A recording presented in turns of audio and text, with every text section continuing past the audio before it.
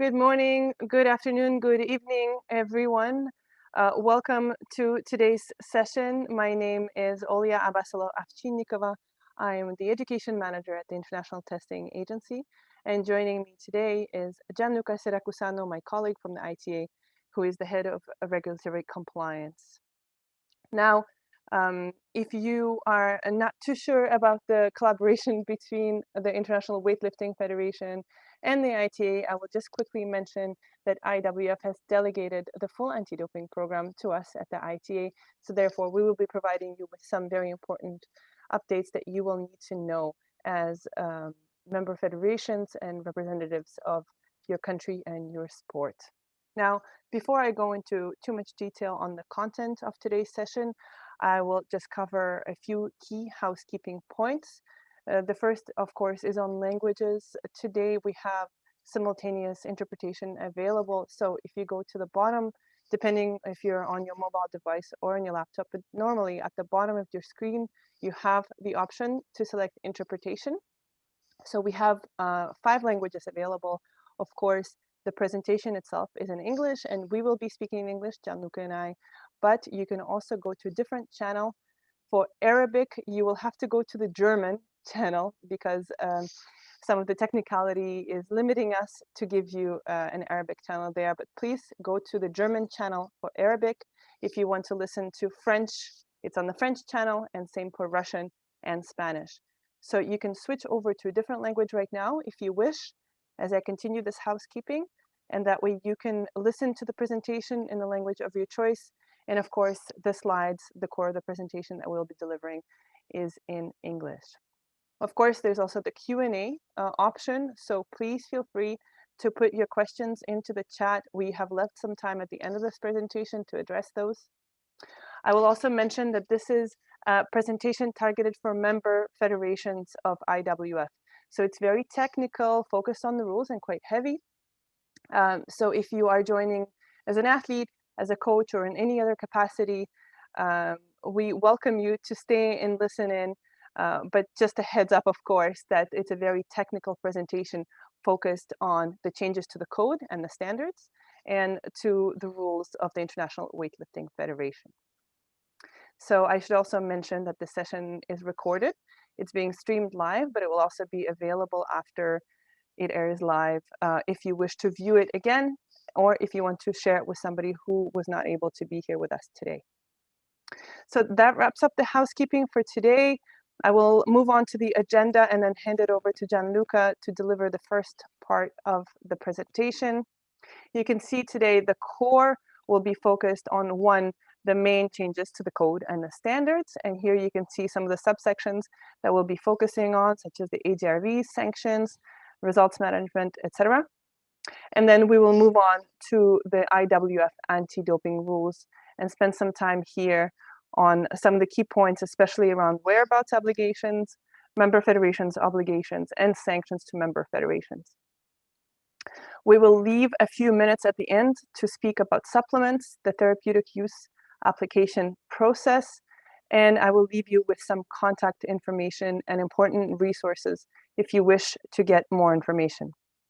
Once again, please do ask us your questions. I will keep track of those in the Q&A, and we will leave some time at the end to address the questions. So at this point, I will hand it over to Gianluca to speak about the main changes to the 2021 World Anti-Doping Code and the international standards. Thank you very much, Alia. Good morning, good evening, well, good afternoon, good evening to all of you from wherever you are connected.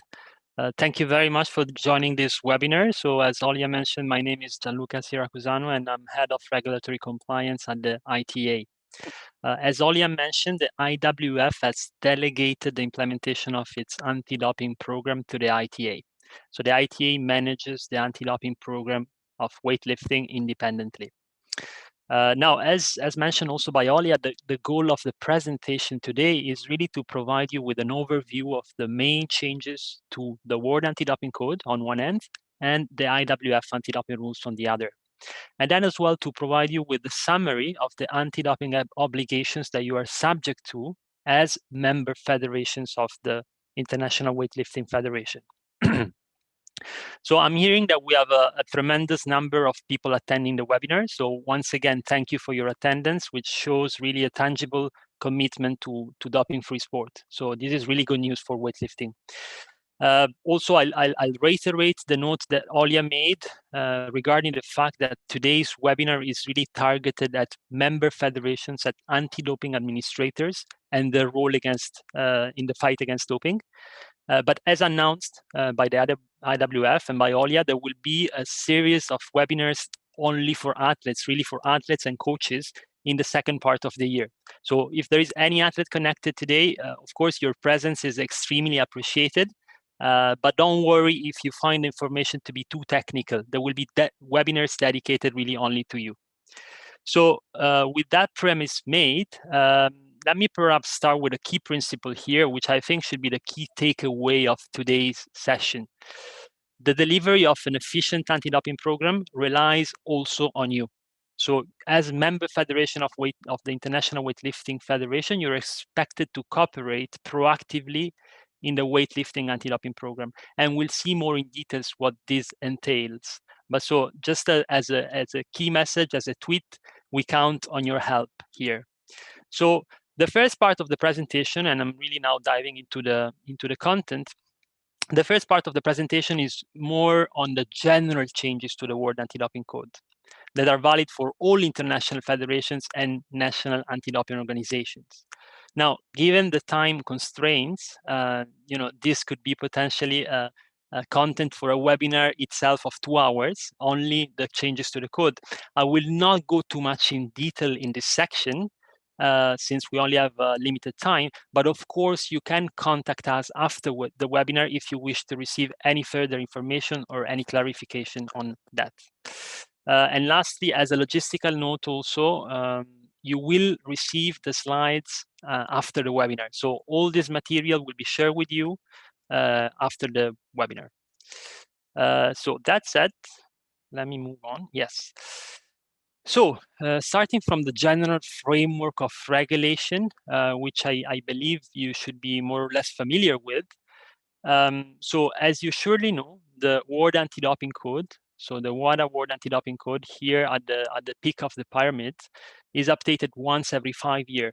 And just recently, a new code has entered into force as of 1st January 2021. The process for amending and updating the code is a very long and a very complicated one. It takes 5 years of consultation among all the different anti-doping stakeholders. And the last process was terminated in 2019, and the new code was adopted at the end of 2019. And then over the course of 2020, all international federations had the obligation to adopt the new anti-doping code, which again entered into force on 1st January 2021. So the International Weightlifting Federation, as all other international federations, adopted its own anti-doping rules, the new anti-doping rules, 2021 anti-doping rules, which also entered into force on 1st January 2021. Now, on top of the World Anti-Doping Code, which again, I guess you are familiar with, there are other type of regulations, secondary regulations, which are called the international standards. These are some more technical documents that explain the policies and the protocols that need to be applied in each area of an anti-doping program. So again, in the interest of time, I will not delve into the details of each of these standards, but I will just mention that as of 2021, we have 2 new standards that enter into force, the last 2. So the first one is the International Standard for Education, which for the first time provides for a set of harmonized principles and rules that all international federations should follow when educating their communities.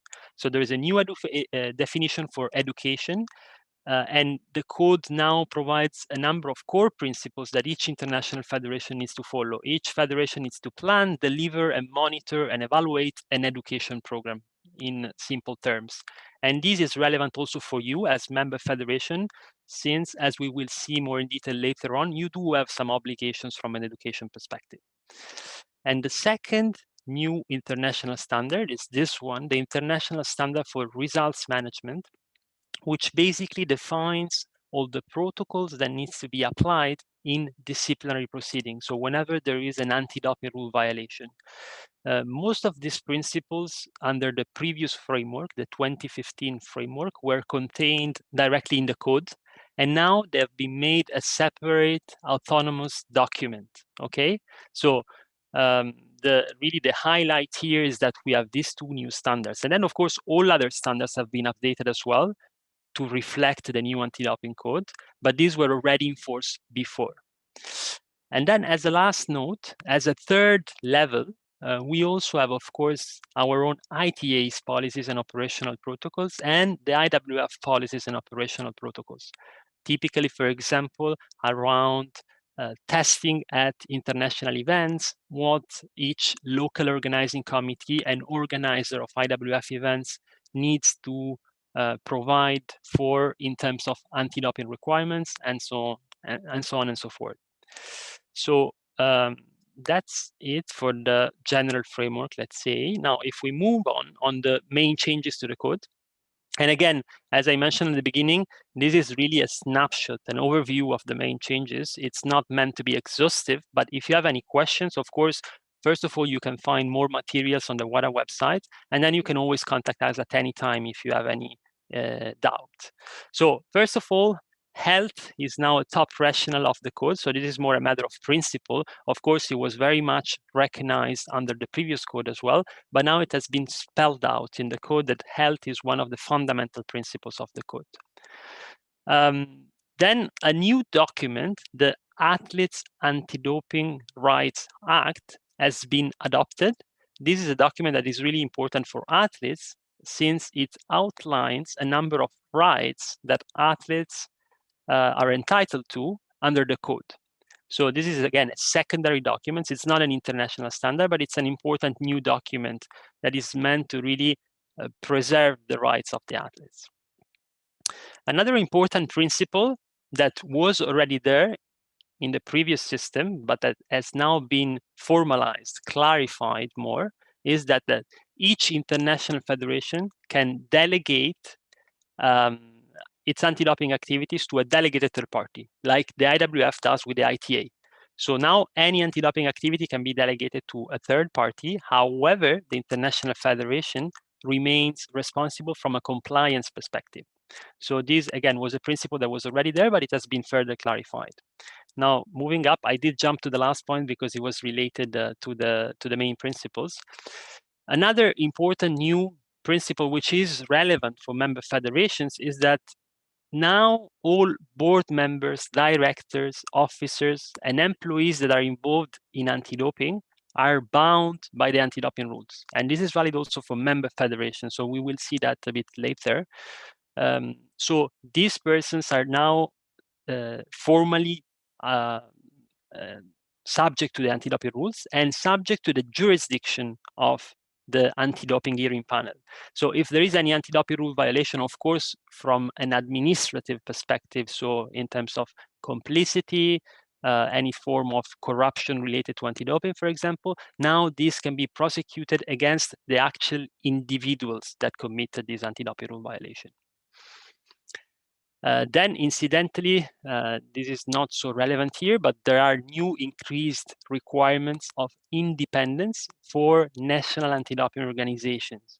So now there are new principles whereby a national anti-doping organization needs to be independent in terms of its activities, its administration from the government, from the public authorities, let's say. Moving on, in terms of ADRVs, so anti-doping rule violations and sanctions, a very important change is that a new anti-doping rule violation has been introduced. Before, we had 10 possible anti-doping rule violations, and now we have 11. And in particular, the new anti-doping rule violation protects those, so anyone, athletes, coaches, other type of actors involved in the sport who report doping or any non-compliance with the code or the standards. So if there is anyone who tries to stop or discourage someone from reporting doping, or if there is any sort of retaliation against them, these behaviors can now be sanctioned from 2 years up to a lifetime ban, depending on the seriousness of the violation.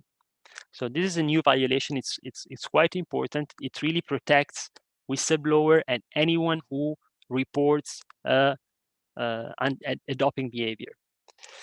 Then moving on, the concept of complicity, so being complicit with an anti-doping rule violation, has now been extended to attempted complicity. So if there is an attempt to be complicit in an anti-doping rule violation, this could already be sanctioned. Then in terms of tampering, now this includes also some new type of conducts, particularly, for example, giving false statements or evidences or other type of false document, for example, in a disciplinary proceeding. So this is also that is quite relevant. It's quite relevant in general if an athlete or a member federation personnel provides any false information. This could be prosecuted as an anti-doping rule violation for tampering. Then, for what concerned the violation of prohibited association with disqualified athlete support personnel, so doctors, medical personnel that has been disqualified, the International Federation now does not longer have to provide athletes with advance notice that a certain person is disqualified or ineligible.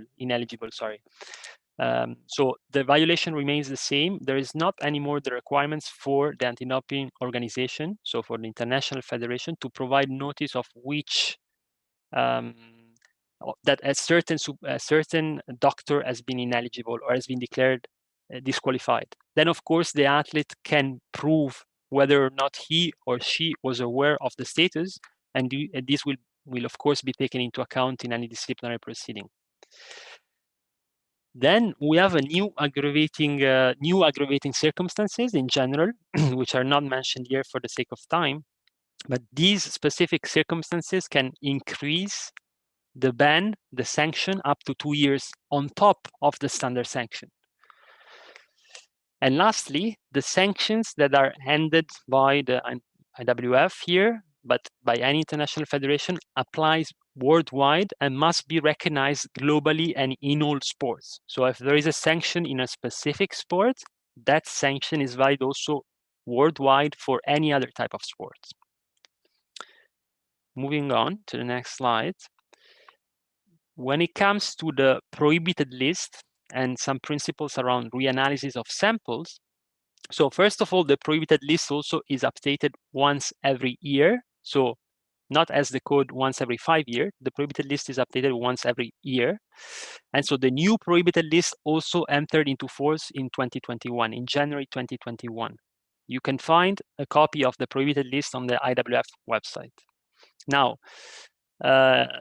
in terms of, let's say, the main novelty of the new prohibited list is that there is a new category of substances, which is the category of substances of abuse. These substances are substances that are often abused in society, like, for example, cocaine, heroin, MDMA, ecstasy, and so on and so forth, cannabis, and those type of substances. Now, athletes who can prove that the use of these substances was not related to sport and was taken out of competition can potentially receive a 3-month sanction, which could be even further reduced to 1 month if they agree to attend the rehabilitation program. So basically, there is a more, let's say, fair sanctioning system for those specific substances of abuse. Another important change is that there is a new definition of the in-competition period. So before, for weightlifting, it was 12 hours prior to the start of the competition. That was the start of the in-competition period for anti-doping purposes. Now, the start of this period has been moved to 11:59 of the day before the start of the competition. And then the end point remains the same, which is the end of the competition and the end of the related sample collection. So the sample collection related to the competition determines when the in-competition period ends. This is more of a technical definition, but it's just important to underline that there has been this change. Lastly, in terms of reanalysis, this was of course already there in the previous system, but just to reiterate that samples can be reanalyzed within 10 years, and there is no limit in terms of number of reanalyses that can be conducted on a sample prior to a notification of an adverse analytical finding, so of a positive result. So this is an important message in terms of deterrence as well. Samples can be reanalyzed as many times as required within a period of 10 years' time. Now, moving on to the disciplinary and results management part. So here also there have been important changes to the code. And in fact, as we just saw earlier, there is a new standard that deals with all these principles. But if we have to really pick the most important ones, hearing panels of international federations, so those bodies in charge of adjudicating, determining the sanction of an anti-doping rule violation, must be operationally independent and institutionally independent. The appeal panels must be institutionally independent also. So this new concept, to keep it simple, is that the panels, the members of the hearing panel, needs to be independent from the international federation. And this means that if a person is involved in the results management of a case, in the prosecution of the case or in the investigation of the case, they cannot sit on the hearing panel of the International Federation. So perhaps here I'll jump to this last point because it's quite important. As of 1st January 2021, one other important change for the IWF is that it has decided to delegate the adjudication of anti-doping rule violation, so the sanctioning of anti-doping rule violations, to the anti-doping division of the Court of Arbitration for Sport. So this is an independent tribunal that will now decide on the sanctions of any anti-doping rule violation that happens within the jurisdiction of the International Weightlifting Federation. Moving on to, I think, the last slide in terms of major changes to the code, we have two new concepts which are quite relevant and quite important. One is the concept of protected person, and this means persons that either, so basically minor, so athletes that are under 16 years old, or athletes that are under 18 years old, but they have never been included in a registered testing pool, so in a testing pool of the International Federation, and they have never competed in any international event. Or the third criteria is for persons that lack legal capacity, so that they are incapacitated from a legal perspective. This category of persons, they are now regarded as protected person, and a more flexible sanctioning regime applies to them. So without going too much into detail, basically the athletes in these categories, they do not have to show, to demonstrate how a prohibited substance entered their body, and the minimum sanction is a bit lower because it goes from a reprimand to on the way up to the maximum sanction, and there is no obligation to disclose the content of the sanction that has been imposed. The second category, which is also quite important, is the category of recreational athletes. And this category is defined by each NADO at national level. NADO meaning National Anti-Doping Organization, and national level. So the NADO can define this pool of recreational athletes, which of course are not meant to be athletes that compete at the international level. So typically, according to the rules, an international level athlete or a national level athlete cannot be included in this category. And again, here, for this category, there is a more lenient, more fair, flexible sanctioning regime that apply to these athletes in case of an anti-doping rule violation. So this concludes the first part on the general changes to the code. Now, as I mentioned, this section will now deal more with the changes to the IWF anti-doping rules, which is much more relevant for you. Because, as I mentioned in my introduction, it has an impact on your duties, on your responsibilities, on your obligations. So some general principle, and by the way, keeping an housekeeping note here, you will see on the right here references to where this specific discipline can be found in the anti-doping rules. So for your reference, you will have all the different articles or sections there on the right. So starting from the beginning, as we already said, the new anti-doping rules entered into force, became effective on 1st January 2021. Just a side note, more of a, let's say, a cosmetic or a formal note. Before, the rules were called anti-doping policy. Now they are called anti-doping rules. So the IWF has decided to harmonize the terminology with all other international federations. Now, as I mentioned already earlier in the changes to the code, the IWF anti-doping rules apply to all member federations, including board members, directors, officer, and any employee who is involved in any aspect of doping control. So at the administration level, the relevant staff of the International Federation is bound by the IWF anti-doping rules of the member federation, sorry. Then, of course, in terms of athletes, any athlete affiliated to the member federation, but also any athlete more broadly competing in events organized by the IWF or by the member federation. Or even more in general, any athlete competing or participating in the sport of weightlifting. So here the definition is very broad to encompass any athlete who participate in the sport. And lastly, the IWF anti-doping rules apply also to any athlete support personnel. These are doctors, trainers, coaches, medical personnel, and so on and so forth. And any of these person that is affiliated, connected to a member federation is also subject to the IWF anti-doping rules. So as we will see later on, you do have an obligation to ensure that all these people are bound by the IWF anti-doping rules.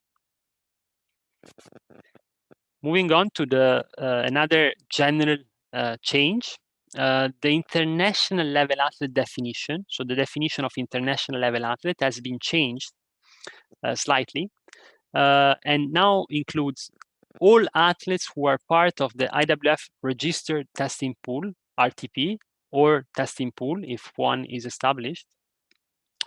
Then all athletes who participate in the IWF events, and here you can see that the definition of IWF events is all those competitions that are registered as IWF events in the IWF calendar, which is available on the IWF website.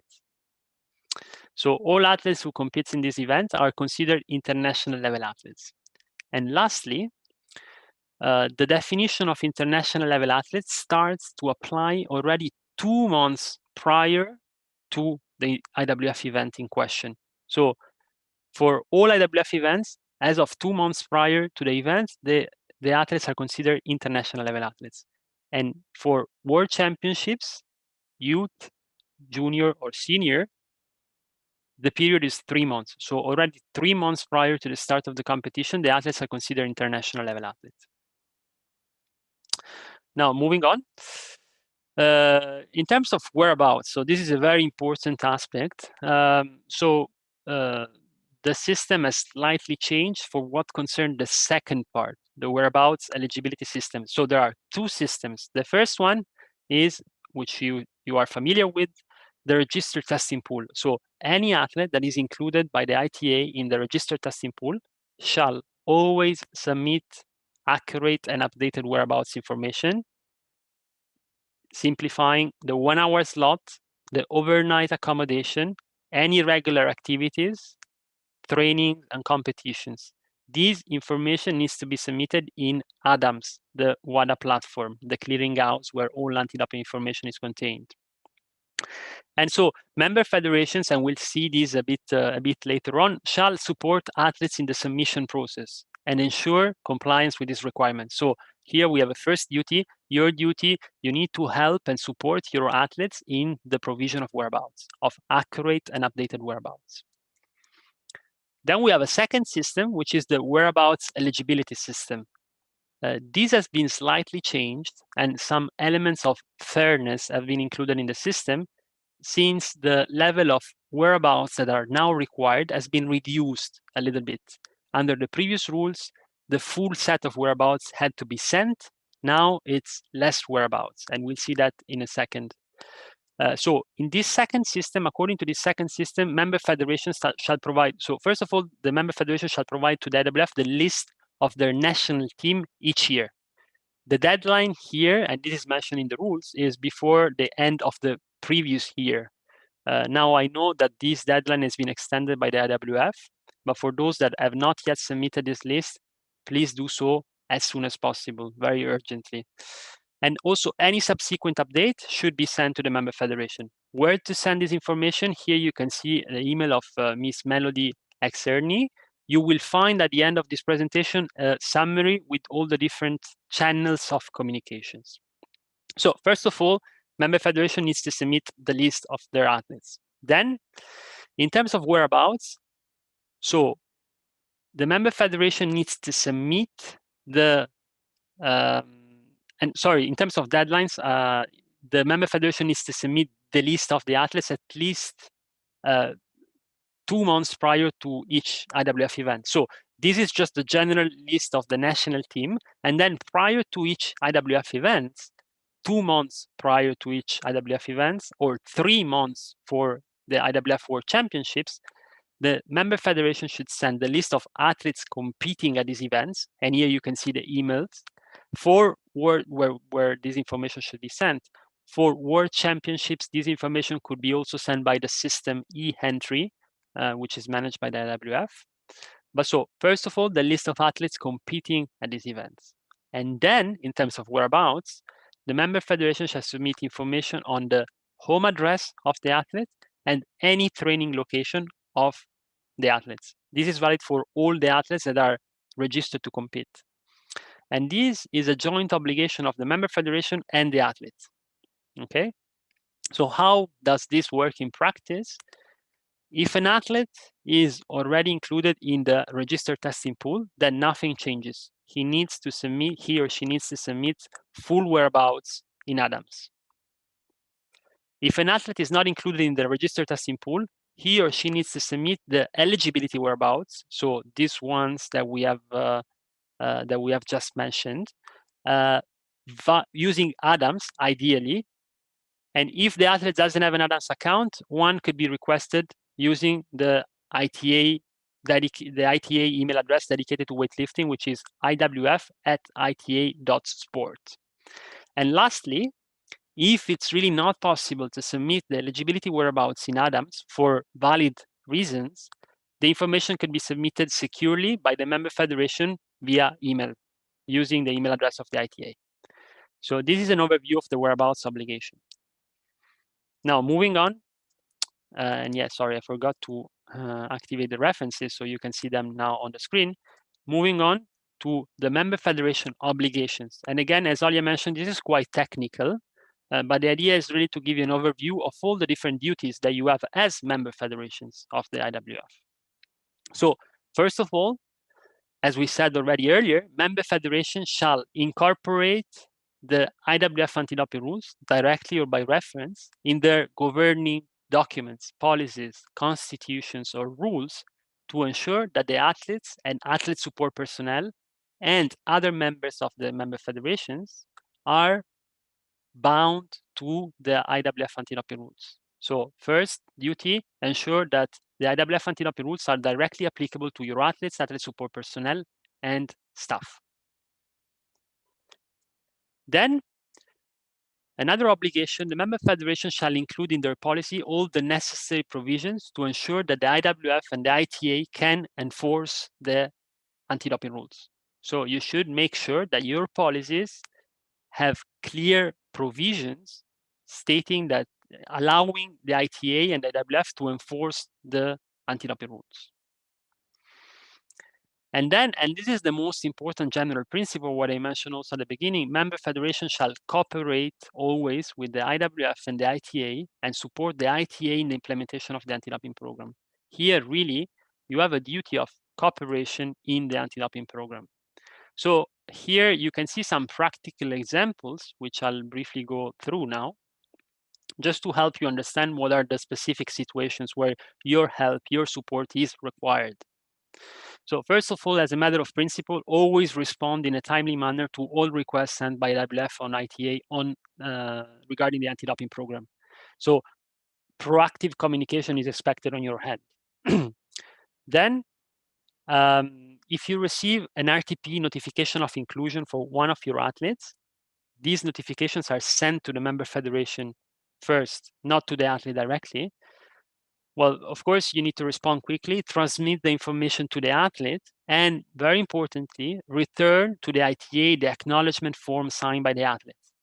Too many times we don't receive back the acknowledgement from athletes, and this is very important. So please remember to do that. And then, of course, again, these are just general examples. Provide a valid email address of your athletes when requested. So many times we need the email address of the athletes. In many cases, we already have them through different channels, through Adams or not. But if we don't and we request you to do so, your cooperation is important. For what concern disciplinary cases, first of all, again, you have a duty to transmit any notification to the athlete and confirm to the ITA when an athlete has been notified. Here, again, it's important also to respect the athlete's rights that these communications are sent to the athlete in a timely manner. And then you should also support the athlete in the entire disciplinary process, obtain explanation from the athletes, communicating the identity of the athlete support personnel related to the athlete, and all other type of requests that you will receive from the ITL legal department in a disciplinary proceeding.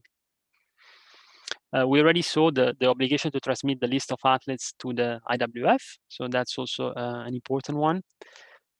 Then, of course, you have a duty to cooperate with any anti-doping investigation. And here, again, it's important to provide always accurate and truthful answer. So we have seen earlier that providing false information can now constitute an anti-doping rule violation for tampering. So again, this is a very important principle. And lastly, of course, it's important you have a duty to implement any decision issued by the IWF ITA in the anti-doping context, of course, and monitor any breach of those decisions. If you come to know that an athlete, for example, has violated a period of ineligibility or a provisional suspension, it is your duty to inform us of this occurrence. Now, moving on, continuing with the member federation obligations. So as per Article 18.6, member federations shall report any information suggesting or relating to an anti-doping rule violation. And as we just said also, cooperate with any investigation. So again, a very important principle. Then going more into the athlete support personnel, member federations shall have rules to prevent athlete support personnel that engage in doping behavior to work with the athletes. And they should ensure that any of these athlete support personnel which are disqualified do not associate themselves with the athletes. So here again, it's about education, it's about monitoring, it's about checking proactively the activity, not just of the athletes, but also of the athlete support personnel. This is a very important point. More and more we notice when handling anti-doping rule violations that, in fact, the athlete support personnel have, unfortunately, a critical role in, let's say, encouraging or anyway supporting anti-doping rule violations. So it's important that we all together start investigating these situations. So you have a duty to report any of these situations. Then, of course, another very important one, you shall conduct anti-doping education. And here, again, you can find some examples, although these are just some elements, of course, but you should inform your athletes about the risk and the detriment of doping. For example, about the risk of using supplements. We'll hear more from Olia on that soon. You should conduct regular education activities, for example, for athletes competing at events. You can put together training camps. You can put together some questionnaires, some exams. So there are really many materials that are ready out there, and of course we are ready to support you. So you can contact us or the IWF or also your NADO at any time to obtain any support in devising your anti-doping activities. Then next, moving on, you should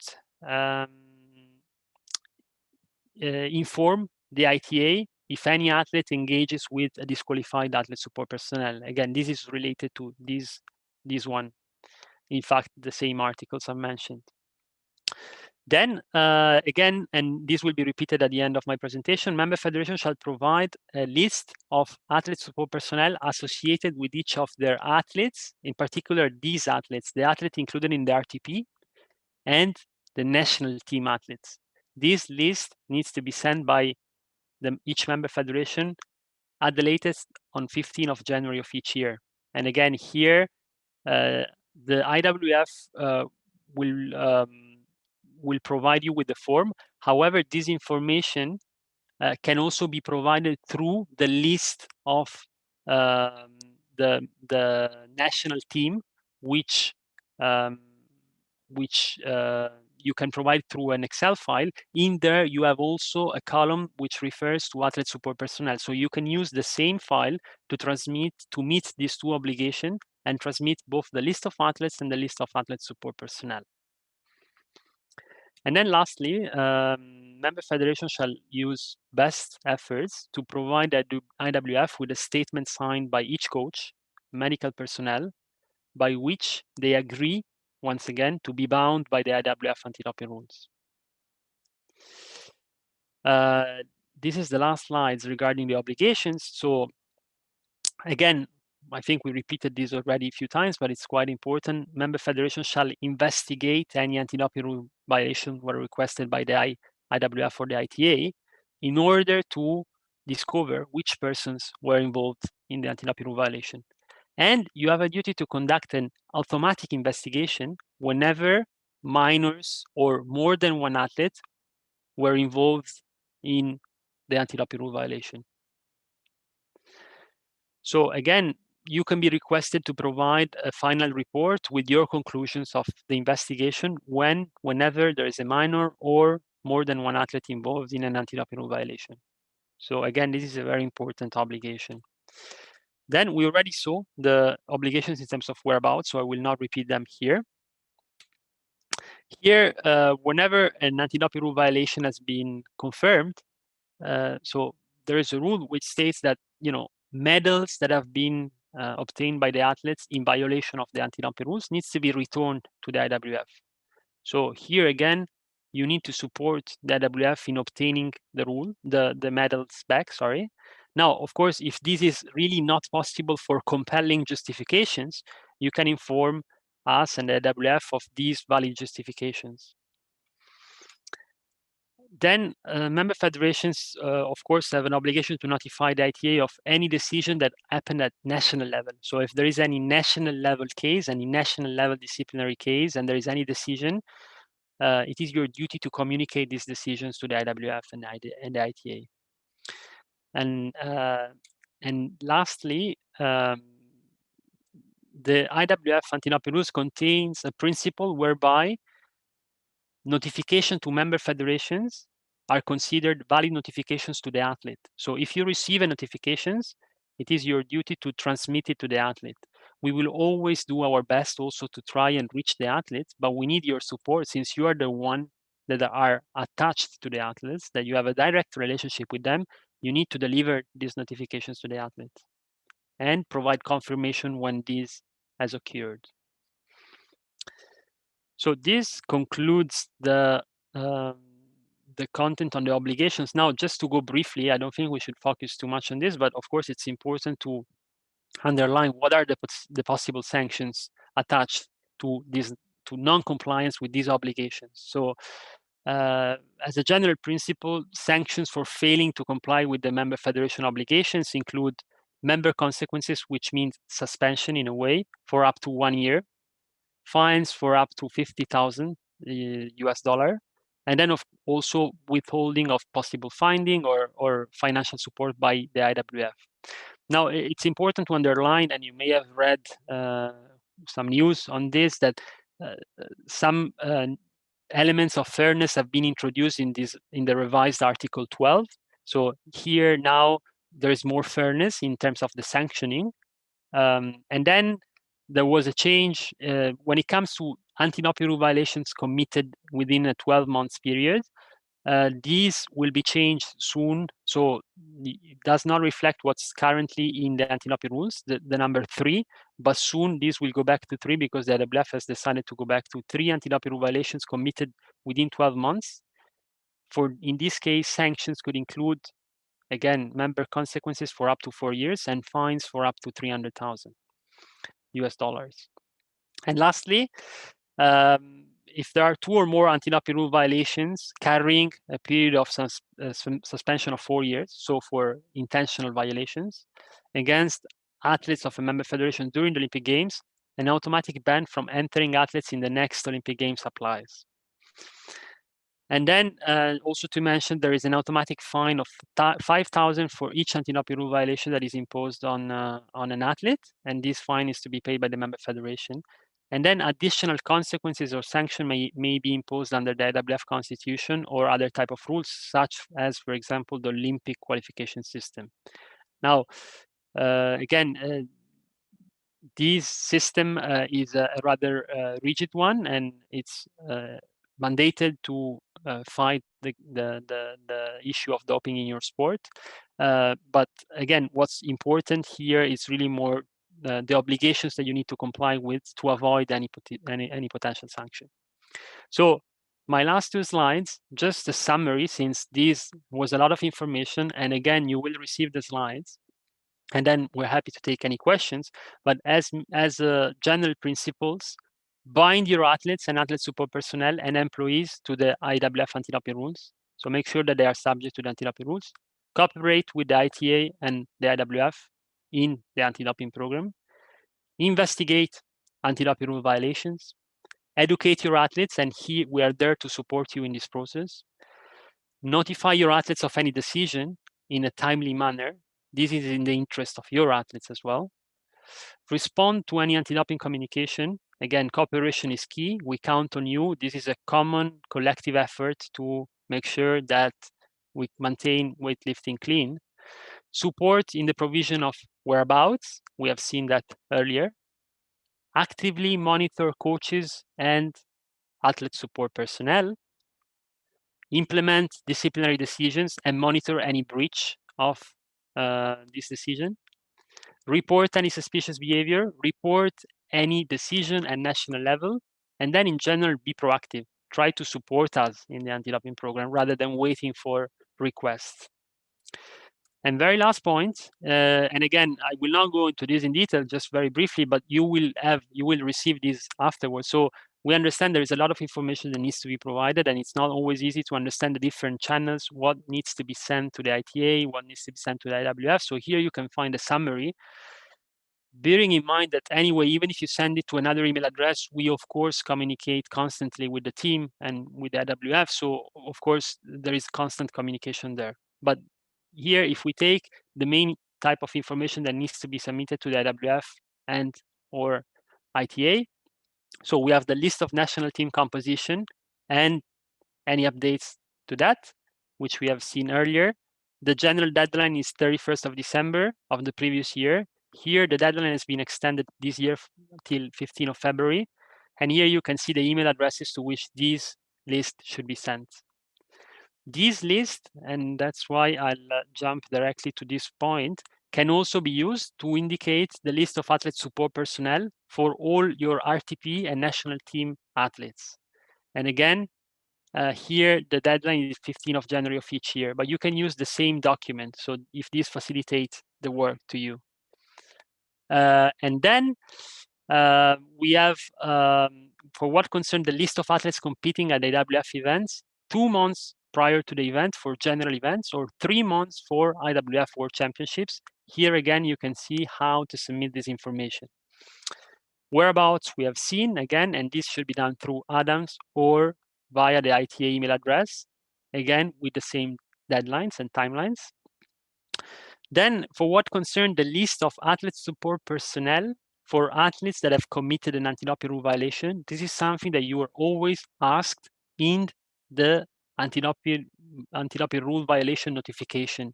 So please provide this information. It is important for us to receive this information. And here you can see to which email address this should be sent.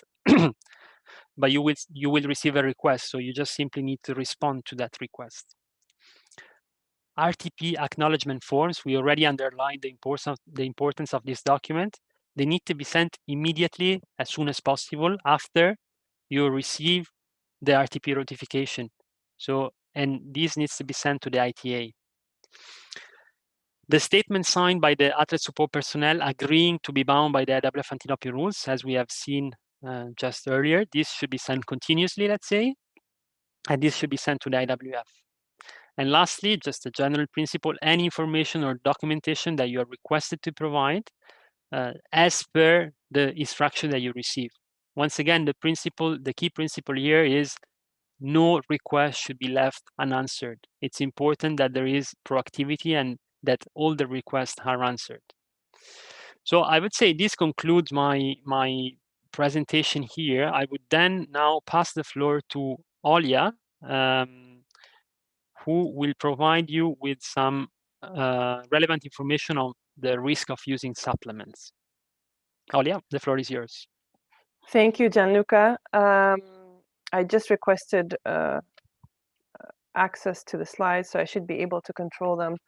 Now, as you have seen from Gianluca's presentation, there are quite strict obligations and consequences around the anti-doping rules from the International Weightlifting Federation and generally in the global anti-doping and sport community.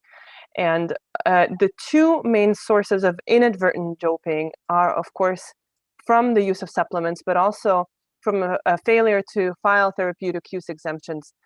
So these are two topics that we wanted to address today, which I will talk about in the last few minutes of this presentation. Now, just a reminder, if you have any questions, this is a really critical and important time that we have Gianluca online to ask these questions if you wish. So please feel free to type them into the Q&A and we'll address them.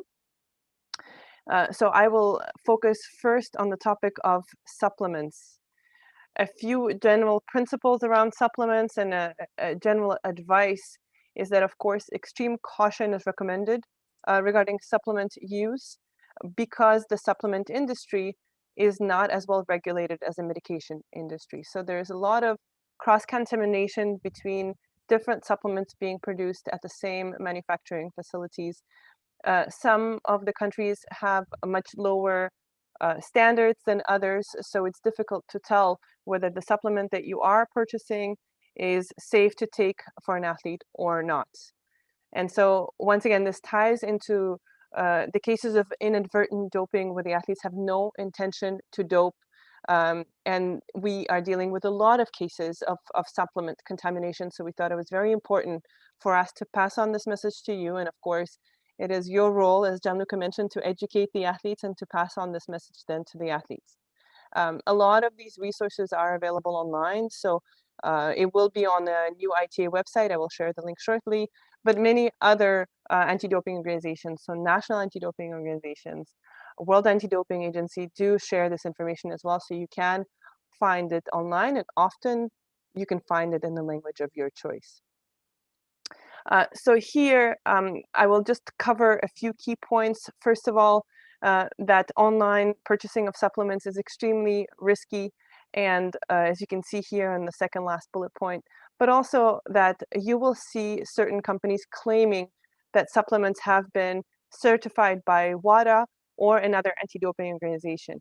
Now, please remember that supplements cannot be certified by an anti-doping organization.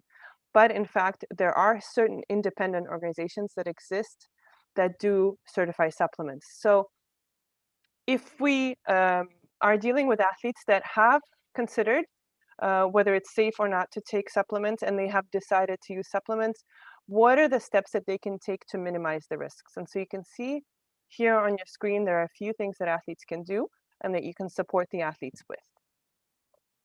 First and foremost, seeking professional medical advice is essential here. So we always recommend that the athletes, of course, first consider whether they need something for their health, for their recovery, for their training. And if it's recommended by a medical professional, that they keep track of that advice, whether it's a prescription or otherwise. In case those supplements are being purchased, then batch tested supplements are recommended. Batch tested supplements, once again, it's independent companies that test those. So you can see 3 different companies on your screen. There are others that exist, and there are country-specific ones that exist as well. For example, in Japan, there's a different independent organization certifying supplements.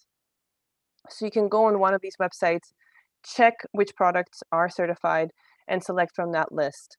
Or if you're planning to purchase something, make sure you go on the website before you make the purchase to check whether it's certified or not. And finally, the next step to minimizing the risks is to keep all the records of these purchases, of the original packaging if you can, or at least a photo of it. Most importantly, the name of the supplement, the brand name, the batch number. In an unlikely case where you've taken all the precautions or your athletes have taken all the precautions to make sure that the supplements are certified, that they've received medical advice, but somehow there is a positive test, it's very important that all this information is kept from medical advice down to perhaps the place of purchase even, or the packaging of the supplements. That will greatly help the athlete when they're dealing with a positive case in a very unlikely scenario that after all the checks have been done, that in fact they do have a positive. So this is some key advice on supplements. We will put our email address at the end of this presentation if you have any specific questions, and we really encourage you once again to pass this on to the athletes. Let's also speak briefly about the therapeutic use exemptions. Once again, another source of inadvertent doping is failing to file a therapeutic use exemption when one is needed. So a few quick reminders for you here. There's a definition that you see in the box of what a TUE, a therapeutic use exemption, is. And very briefly, it is essentially an athlete who requires for a certain medical condition or an illness a medication that is on the WADA prohibited list for their health.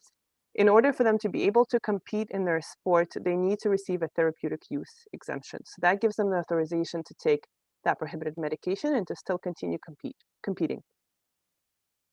So a few key steps here. First of all, please verify first that the medication that you're planning to obtain a therapeutic use exemption for is in fact prohibited. So we do have cases where we are receiving TUEs for medications that are already permitted. So that's the first key step. And you can see a website on your screen that is our recommended resource for checking medication.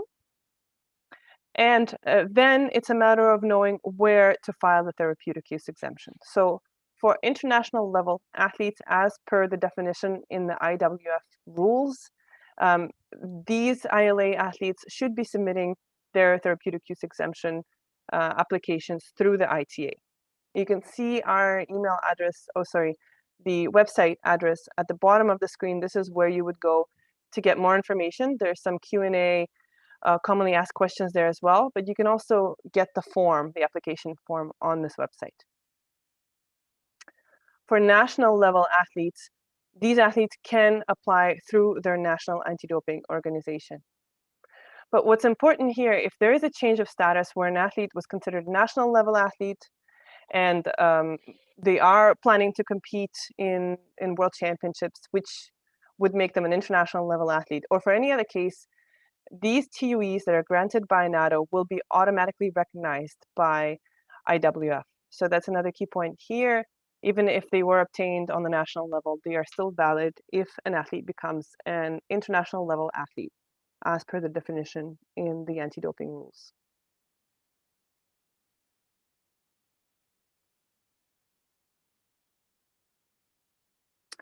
So I will wrap up now with some contact information and resources. A few things that we've already mentioned, of course, very important that you and your athletes are using these resources. These are key, basic, essential reference points for us that we've always suggested to all athletes from all sports. One is Global DRO, which is a website where you can check the medications. It makes it very easy for you to find the medical ingredients. Some of the NATO resources are also listed on Global DRO, which means that if you are not from a country that is listed on the main website, you can go under the NATOs and find the National Anti-Doping Organization of your country. Of course, not all of them have their own comprehensive lists, but it makes it easier for you to find the medication that you want to check. Now, checking supplements, I've listed 3 different independent organizations that check supplements. There's Informed Sport, NSF Certified for Sport, and Cologne Lab. You can check out either one of them. All have different ways that they certify supplements. Some do it by a batch, which makes it safer to take. Some are country specific, but once again, very important that you check all the supplements that you take as athletes, or you support your athletes to make sure that what they're taking is safe. Or safer, I should say. We can never say that supplements are 100% safe, but they're taking all the precautions. And Gianluca is nodding now because I corrected myself here. Now, some of the other relevant resources here, of course, the anti-doping rules will always be available on the IWF website. Our website, the ITA.sport page, is also currently being updated, and the anti-doping rule violations will be listed. Is that correct, Gianluca, on the ITA website? Absolutely. So currently they're not. With the new website, you will see all the anti-doping rule violations being published. You will also see a profile for IWF with all the services delegated to the ITA outlined under the partner page. Very important to note that we have a new whistleblowing platform or reporting platform, which is Reveal, so reveal.sport. It's a very important resource that you should be aware of. You can report doping either anonymously or you can provide your contact information. It's very safe and secure. And even if you're not sure of what you witnessed and you have any questions, you can contact us to find out more information. So we really encourage you to use this platform and to promote it to your weightlifting community. Now, 2 key educational resources from WADA, the World Anti-Doping Agency. The last one that you see on the screen, CISP, which is the Code Implementation Support Program, is aimed at code signatories, administrators, anti-doping organizations.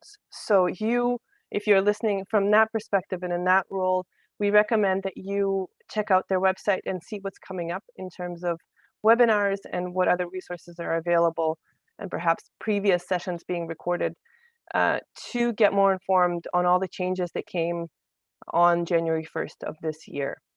And for athletes, athlete support personnel, coaches, and even medical professionals, the World Anti-Doping Education and E-Learning, ADEL, I was trying to get the acronym, platform is also a very useful resource. Now, it has recently been updated, so some good and bad news there. The good news is that the resources have been updated. You have international level athlete course. You have registered testing pool course, national level athlete. However, the limitation is that the languages are less languages that there were available last year. So mainly it would be English, Spanish, and French. But of course, there are constantly new languages being added. And so why I mention this, as you as national federation or members of national federations can also even assist with this process. So if you want to get a course translated, you can contact WADA, who have a really good system and an automated translation tool that you can use to get a course in your language up on ADEL. So you can find out more information on the website listed on your screen. So I believe that is this is a very important mention here. Before we wrap up, I should mention that Gianluca already emphasized the importance of education for your athletes. It is very important to note that in each country, of course, the National Anti-Doping Organization has a responsibility to educate national level athletes. The international federations, like the International Weightlifting Federation, has an obligation to international level athletes. Now, these groups often change and overlap.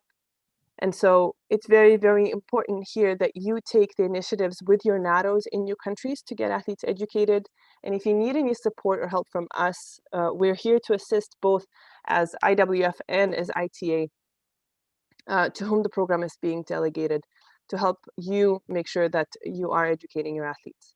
Now, one key resource here is what you see on your screen, and that is that we have monthly webinars available that are published on our social media channels and soon on our new website. So at the minimum, you can promote free resources like ADEL, like the webinars. And if you need any specific education or if you have any questions, you can contact us.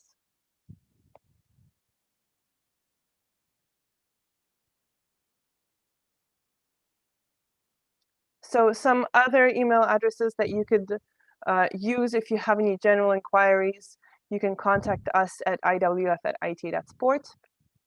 If you have any questions about therapeutic use exemptions, we have a separate inbox for that. And everything related to education, which comes to me, would go to education@ita.sport. Of course, you will get the copy of the slides. So there's many other email addresses that Gianluca mentioned as well for different purposes. So you will have a record of all of those. So that is our presentation for today. We want to thank you very much for joining and for listening. This is quite a content-heavy presentation, as Gianluca mentioned, but it's very important that you take this initiative to listen, to get informed, to understand the rules, and you're doing that today. So we really appreciate you taking the time to join and to ask questions. And so at this point, I'm going to take the last few minutes of the presentation to address your questions. I can see them popping up. And Gianluca, I believe you see them too now. Let me know if you have access. Yes, I see them. So what I will do is I will address the question to you, Gianluca, and then I will just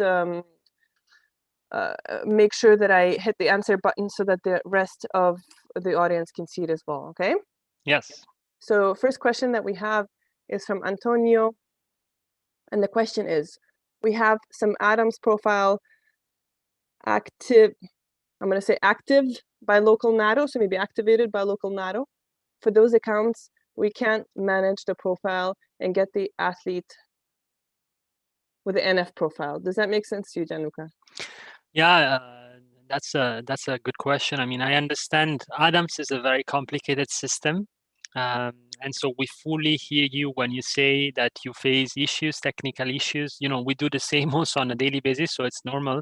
And indeed, there could be a situation where the whereabouts custodian of the athlete is the NADO, and therefore this complicates the management of whereabouts from you.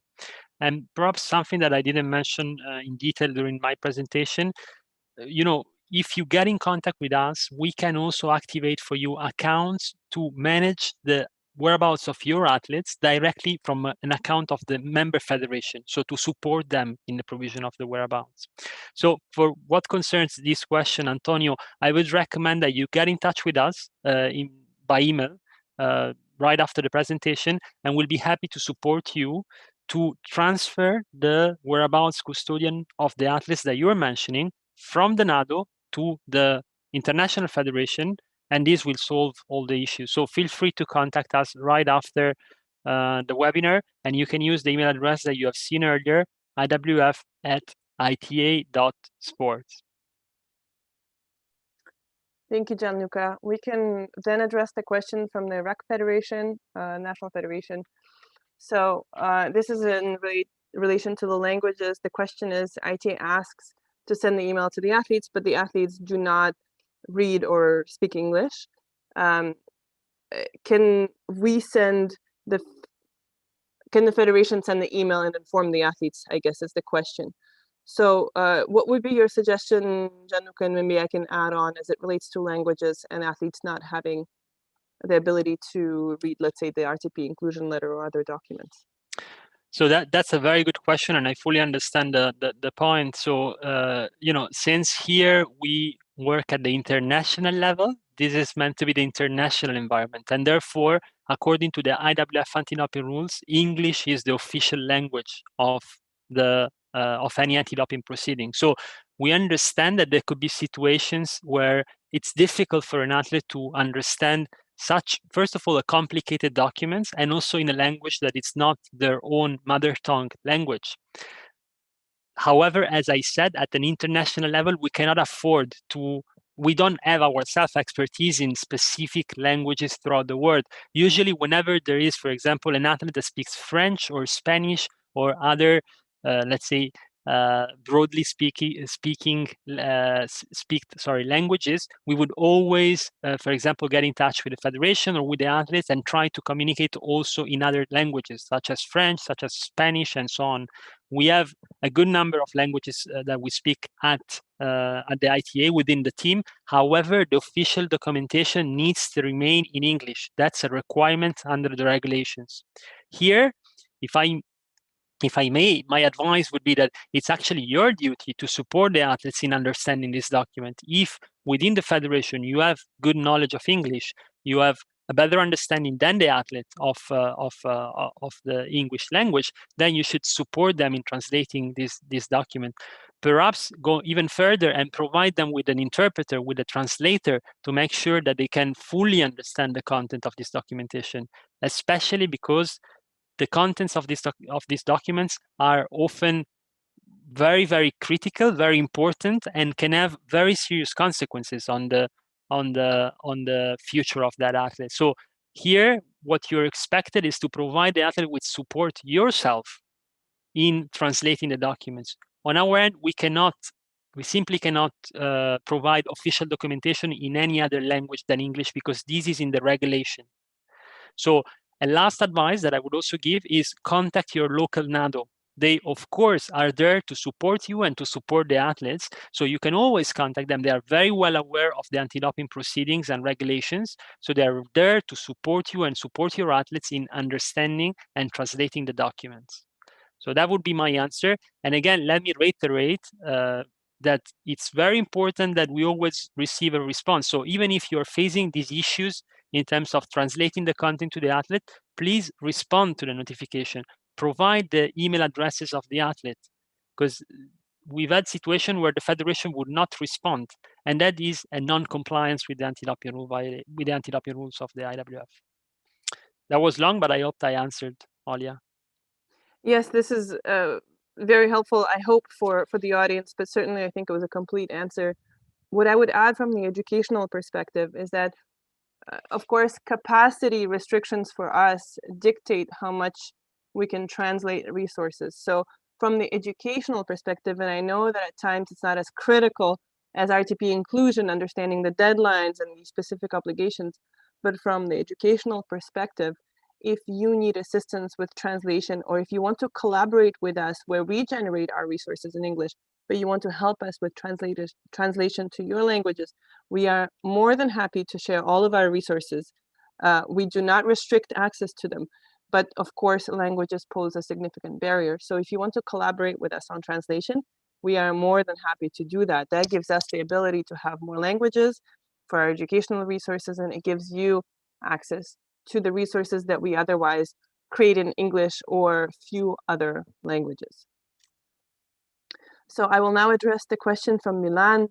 And the question is, as a sport of huge doping problem, is it possible to introduce a rule, first violation of the doping rules is followed by a life ban from participating in weightlifting? If there's a coach with 2 life ban athletes, he or she will automatically receive a life ban from weightlifting. It's not according to the WADA rules, so is it possible to apply such proposals? Well, thank you, Milan, for this question.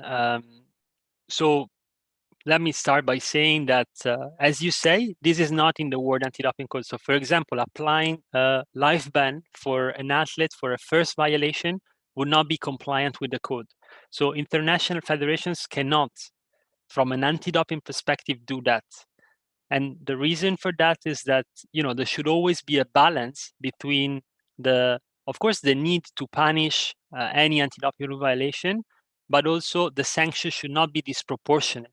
So to give a lifetime ban for a first sanction, it's not something that can be implemented by the international federations. Now, that said, let me share a few comments there. First of all, I need to mention that, as you have just seen, the number of requirements and obligation that the IWF is imposing on member federations, it's quite remarkable. So the IWF, wherever there were some discretion in terms of trying to apply, having the possibility to apply even stricter requirements, they did take the decision to apply stricter requirements. Some of the obligations that you have seen today are not applicable for other international federations.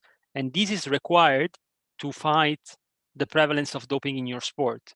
So wherever there was a possibility, the IWF decided to go further in terms of strictness of the sanctions, and can also decide to go even further not from an anti-doping perspective, but from a disciplinary regulation perspective. And for example, for what concerns athlete support personnel, to answer your question, yes, there could be possibility depending on the specific circumstances of the case, where if a coach is training 2 athletes that get an anti-doping rule violation, if we manage to prove a link between that coach and the athletes, that definitely that coach could be imposed a life ban suspension. So for what regards coaches and athlete support personnel, yes, we can implement stricter measures and sanctions. For what concerns the athlete, it's a bit different, and it's not possible to go that far. Thank you, Gianluca. I think we can also stop sharing the slides as well so we can see full screen. And I will keep going through the list of questions here. There are many, so thank you for sending them our way. Next question is from Reiko. How can athletes protect themselves from food contamination? And Gianluca, let me know if you have any thoughts on that, and I'm happy to tackle this one as well if you wish. Well, I'll just share one comment, and then I'll leave it to you since you are the expert there. I mean, it's about being diligent, basically. The main principle that should be really in the heads of all athletes and in your heads is that athletes are responsible for whatever is found in their bodies. So here it's about, again, being diligent, educating themselves, taking all precautions in order to avoid that possibility. And if they go through this process of due diligence, and if they take all the possible precautions, then these, in case there is really a contamination for food or a proven case of contamination, these will be taken into account, of course, in any sanctioning process. But they really need to go through any sort of precaution. So that would be my only comment. I'm sure, Olia, you can add much more if you. So I leave it to you if you have anything to add. No, I think that's pretty straightforward here. We have levels of control over certain things in medications, and in an area that is strictly regulated. We can check medications, specific substances, and get a yes or a no as it relates to the prohibited list. With supplements, we can take a lot of precautions to be as protected as we can be. We can never be 100% safe with supplements, but we can attempt to come close to that. When it comes to food contamination, so much of it is beyond our control because of the way that food is produced, what the animals, especially when it comes to meat and even fish now, what the animals are being fed, and growth hormones, etc. So the only advice that we have as an international agency is to be safe and to take the most precautions. When you're traveling to an event and that you're in a region that is considered high risk in terms of food contamination, perhaps choose to avoid to eat meat products there. Now, there have been cases where athletes proved the source. If you are choosing to eat meat in an area that is considered, where there have been cases of food contamination, they have obtained, the meat from that restaurant that was tested. But of course, you don't want to be in that situation in the first place. So when it comes to making adjustments to dietary restrictions, perhaps that should become part of your competition, part of your training plan, as other things in an athlete's planning. So that is the unfortunate reality of the world today, but all we can do is take the most precautions that we can. Now, just the next question about the document of the seminar, you will receive a copy of it. So if you're a registered attendee, you will receive all the slides. So just to address this housekeeping question, and I will move on to the next one. Thank you, Denise, for the kind words here. And yes, providing the materials afterwards to use and share with the athletes. Of course, you are more than welcome to share these. So I will just move this question. Another question from the Iraq National Federation: if the product has an FDA label on it, can athletes use it? Now, what's very important is that there's different types of testing. And Gianluca, please feel free to jump in. I will attempt to answer it, and I hope it's complete. So what's important is that you check with organizations that are checking specifically the prohibited list, the World Anti-Doping Agency prohibited list. So there may be other labels which would certify a product to be good for your health, FDA approved, other things. But as it relates to the World Anti-Doping Agency prohibited list that is updated annually, it's very important to use the independent supplement testing agencies that work with the prohibited list. So rather than FDA approved, it would have to be the one that works with the prohibited list, like Informed Sport, NSF certified for sports, Cologne Lab, etc. So is that, Gianluca, is there anything to add to this? Yeah, no, you covered it all. Fully agree with what you said. Perfect. So we've got a couple of more minutes. I'm just going to go through the questions one by one, and we will wrap up in 6 minutes. For now, I'll move on to the next question from Miriam. Since when we need to send whereabouts for the athletes? So I guess it's quite a general question. Yeah, well, this depends really, as we have seen earlier in the presentation. If an athlete is included in a registered testing pool, it's not really linked to age. So it's not really the age that determines whether or not athletes should submit whereabouts. It's more whether or not athletes are included in the registered testing pool, which is something that is managed by the ITA. And the way the registered testing pool is decided is on the basis of a risk assessment, which takes into account many, many different factors. So if an athlete is included in the registered testing pool, then yes, he or she needs to submit whereabouts. And then, as we have seen earlier, for what concerns the eligibility system, if an athlete, even if he or she is a minor, competes in an IWF event, then those limited whereabouts needs to be submitted prior to the IWF event in question. Thank you, Gianluca. I'm not sure which registration it's referring to, but maybe Gianluca, you have an idea. From Abdullah, we want to make the registration easier through one channel. I prefer through IWF to make the registration less complicated. Yeah, well, so if the question refers to the registration to event, of course, this is only handled by the IWF through their own system. So that's very clear. And if you want, as I mentioned in the presentation, to communicate the list of athletes competing at IWF events through that system, that is accepted. So you don't need to send the same information to two different channels. We want to make these also easy and efficient for you. So if you send it through that channel, that's sufficient, as long as all the information have been provided. Thank you. So for all of you asking about the copy of the presentation, of course, we will make it available to you of all the slides. A very general question, I guess, that is, I don't know if you want to give it a try, Gianluca, and it's from Davud. How do you ensure athletes compete on equal terms? And I guess these rules are here exactly for that. Indeed, well, these would require potentially another webinar only for that. But what I can say is that definitely, for example, the decision of the IWF to delegate the program to the ITA goes in that direction.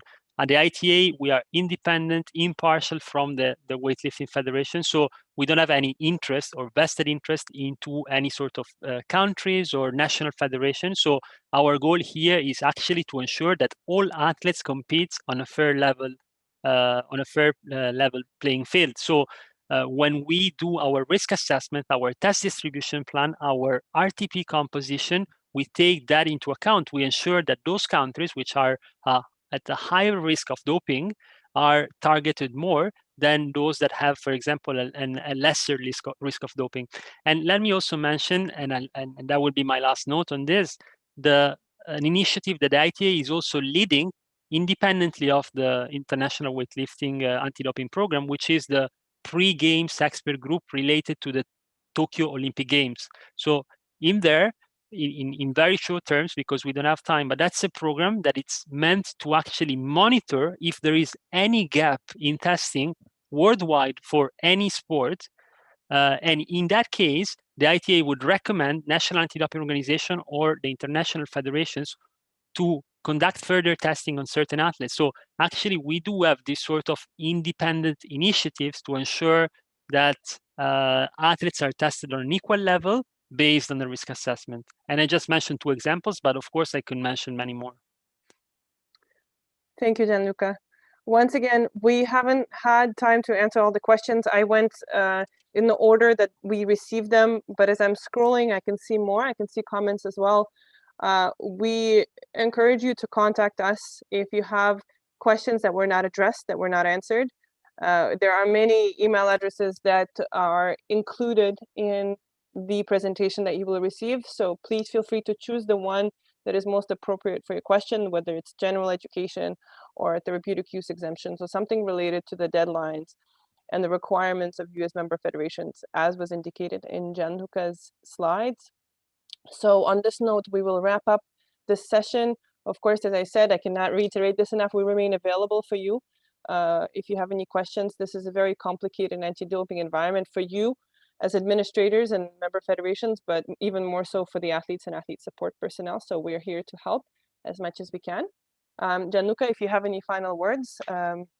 Well, I would just take the opportunity to thank you all for being here. As I mentioned, I think this is a great message for the future of weightlifting. And let me again reiterate that we need your support. So, we don't want you to hear from us only in negative situations, only to receive very difficult and complicated legal documents. We are there also to listen to any suggestion for improvement, to any issue, to any pain points on an operational level that you face. So please feel free to contact us. But it's important that you cooperate fully with the anti-doping program, because that's what the athletes deserve. That's what the international community is demanding. And that's what the International Olympic Committee also expects.